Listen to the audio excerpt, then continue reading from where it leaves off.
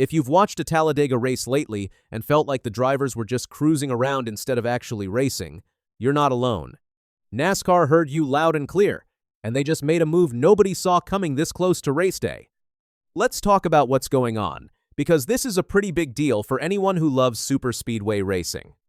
NASCAR officially announced a major change to the stage lengths for the Jack Links 500 at Talladega Superspeedway. The race is set for the 26th of April, 2026, at the famous 266-mile Alabama track. Green flag drops at 3 p.m. Eastern, and you can catch it on Fox, MRN Radio, or Sirius XM NASCAR Radio. This is the 10th points race of the 2026 Cup season, and Austin Cindric is the guy coming in as the defending spring winner. Now here's where it gets interesting. The original plan for this race had the stages set up at 60, 120, 188.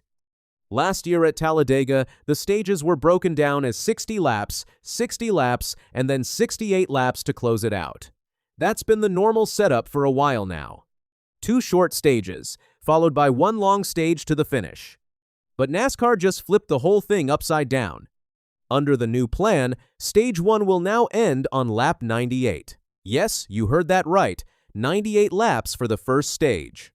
Stage 2 wraps up on lap 143, which makes it only 45 laps long. And the final stage also runs just 45 laps, ending on lap 188. So now you've got 1 really long stage at the start, followed by 2 short ones. It's basically the opposite of what we've been used to. So why is NASCAR doing this? One word: fuel saving. For the last few years, superspeedway racing has had a serious problem. Instead of drivers going full throttle and racing hard, they've been backing off to save fuel. We've all seen it. Long stretches where the cars are just riding around in a pack, 3 wide, not really racing at all. They're just logging laps, trying to make their fuel last until the end. And fans have been getting tired of it fast. This whole thing really took off when the next-gen car came out back in 2022.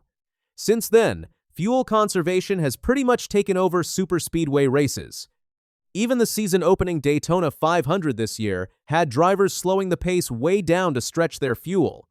Teams have figured out that saving gas gives them the best shot at being in the right spot when it matters most at the end. The man explaining all of this is John Probst. He's NASCAR's Executive Vice President and Chief Racing Development Officer. He broke the whole story down on NASCAR's official Hauler Talk podcast, and he didn't hide the fact that fan feedback played a huge role in this decision. Probst said it pretty simply. "Listen, we talk to our fans every week." He went on to explain that fans don't always love watching the 3-wide fuel saving that happens mostly at Talladega and Daytona. So NASCAR actually listened. That alone is kind of refreshing to hear. Probst said that coming out of Daytona, NASCAR sat down with the race teams and looked at 2 big categories of possible fixes. The first category was sporting stuff, things like pit stop rules or stage lengths. The second category was technical stuff, things like changing the cars, the spoilers, or the power levels.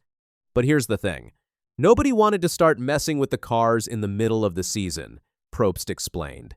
As we went through all of our options, there's a little bit of reluctance to just make wholesale changes to any of the technical stuff in the middle of the season for fear of the unintended consequences. Basically, they didn't want to change something on the car and accidentally cause a bigger problem. So they went with the safer option, which was adjusting the stage lengths instead. Probst laid it out like this. If you look at generally how a lot of our speedways were laid out, it was a short stage, and then a long stage to the end. Going into Talladega, we're going to flip that and adjust the lengths of the final 2 stages such that we're confident that the last 2 stages are short enough to be made without a fuel stop. And that right there is the whole point. The final 2 stages are now short enough that teams don't have to pit for fuel during them, which means drivers can actually race hard the whole way. No lifting, no coasting, no saving, just flat-out, aggressive, pedal-to-the-floor racing. That's what fans have been asking for, and that's what NASCAR is trying to deliver. But wait, there's more to think about. That long first stage is going to create some really interesting strategy decisions. With Stage 1 running almost 100 laps, Teams have to figure out if they want to try to make it on one pit stop or two pit stops, and that could shake things up in a big way. Probst explained why this matters. It could be interesting as well in that first stage, the length of it, if there's some that try to do it on one stop versus some that try to do it on two. We think that if there are some that try to do it on two, they may drag the group that tried to do it on one along with them to where they won't be able to do it in one, so it's got the potential there for some pretty interesting strategies. So basically, one team's strategy could mess up another team's strategy. That's the kind of chess match that makes racing fun to watch. Now, here's something important. NASCAR isn't saying fuel saving is going to completely disappear. Probst was honest about that. He said, "This is a tool now that the teams know, and this is not something that I think is ever going to go away because these guys will look for every possible advantage that they can get." He's right. Race teams are smart, and they're always going to find ways to gain an edge. NASCAR isn't trying to kill fuel saving forever. They're just trying to cut it back so it doesn't completely ruin the show. And this Talladega change is just the first step. There's a bigger plan in the works. NASCAR is bringing back what they call Preseason Thunder. It's a test session at Daytona International Speedway, and it's set to return in January 2027. It's going to happen before the Rolex 24, which runs January 30 and 31 of that year.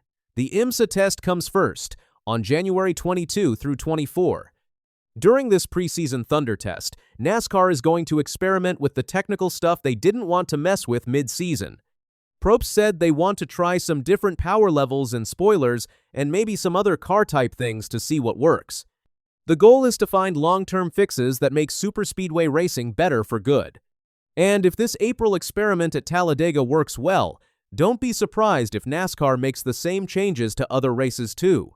The Cup Series heads back to Talladega on October 25 for a playoff race. And Daytona's next race is set for August 29. Depending on how the April 26 race goes, NASCAR could adjust those stage lengths as well. So, what does all of this really mean? It means NASCAR is putting the racing product first. They're willing to change the format just to give fans what they want, which is exciting, flat-out, wheel-to-wheel racing. After years of complaints about boring superspeedway races full of fuel saving, this is one of the strongest signs yet that the sanctioning body is actually paying attention. The big question now is whether it'll work. Will drivers really race harder with shorter stages? Will the first stage become a strategy war? Will we finally get the kind of Talladega race that made this track famous in the first place?